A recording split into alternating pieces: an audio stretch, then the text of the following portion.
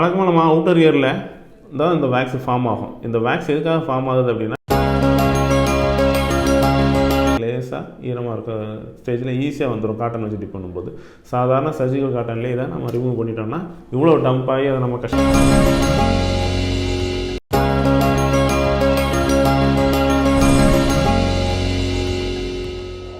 வணக்கம், நான் doctor Melvin.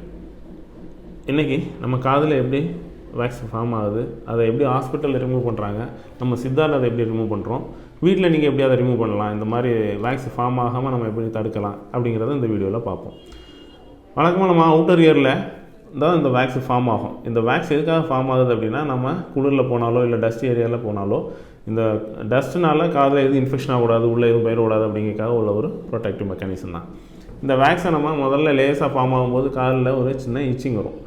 Clean பண்ணும்போது இந்த மெட்டலோ இதை வச்சு க்ளீன் பண்ணோன்னா உள்ள அந்த டிம்பானிக் மெம்பரேனில் அந்த செவு பகுதியில் ஏதாவது ஓட்டை ஆகிடக்கூடாது அப்படிங்கிறதுக்காக தான் இந்த பட்ஸு இந்த மெட்டலில் உள்ள ஐட்டம் எதுவுமே வச்சு நம்ம க்ளீன் பண்ணக்கூடாது அப்படின்னு சொல்கிறது.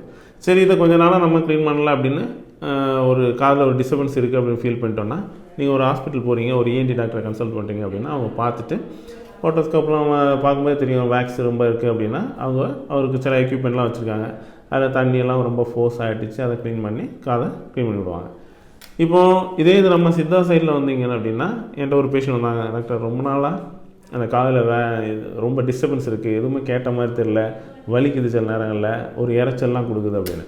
எடுத்து பார்த்தோம் அப்படின்னா ஃபுல் அண்ட் ஃபுல் வேக்ஸ், அதை டம்ப் ஆகி ரொம்ப கட்டியாக எதுவும் நம்ம குழந்தைக்கூட்டில் எப்படி இந்த கூடு கட்டி வச்சுருக்கோம் அந்த மாதிரி அந்த காதில் உள்ள ஷேப்புக்கே ஃபுல்லாக வேக்ஸ் இருக்குது, எதுவுமே தொடல அவங்க. இதை எப்படி ப்ரிவென்ட் பண்ணலாம், இதை நம்ம எப்படி க்ளீன் பண்ணலாம் அப்படின்னா, சாதாரணமாக நம்ம குளிச்சுட்டு வந்த உடனே இந்த மாதிரி ஒரு மூங்கில் குச்சி எடுத்துக்கங்க. இந்த மூங்கில் குச்சி எதுக்காக அப்படின்னா, இதை நம்ம தென்னை குச்சி அந்த மாதிரி உள்ள யூஸ் பண்ணும்போது அது செப்டிக் ஆகும் குத்துனா. இந்த மூங்கில் குச்சி அந்த மாதிரி பிரச்சனை இருக்காது. ஸோ மூங்கில் குச்சி எடுத்துகிட்டு இந்த மாதிரி காட்டன் நம்ம சாதாரணமாக மெடிக்கல் ஸ்டோரில் வாங்குகிற அந்த காட்டனை இப்படி பாயில் வச்சு அப்படியே கீழே முதல்ல டைட்டாக கீழே ஸ்க்ரோல் பண்ணுங்கள். அப்படியே கீழே ஸ்க்ரோல் பண்ணி அப்படியே மேலே ஜென்ட்லாம் தேர்ந்தால் போதும். அவ்வளோதான்.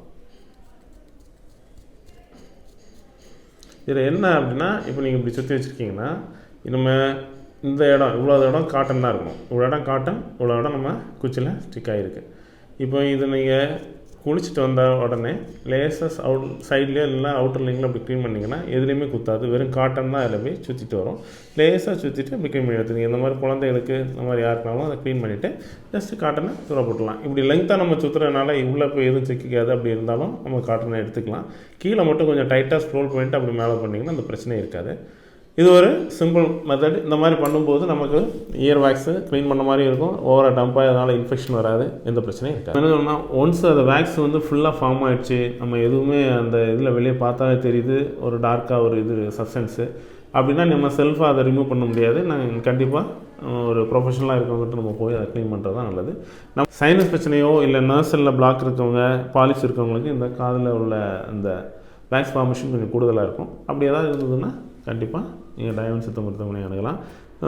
இது விஷயமா உங்களுக்கு ஏதாவது சந்தேகம் இருந்ததுன்னா கீழே கமெண்ட்ஸில் தெரிவிங்க. நன்றி, வணக்கம்.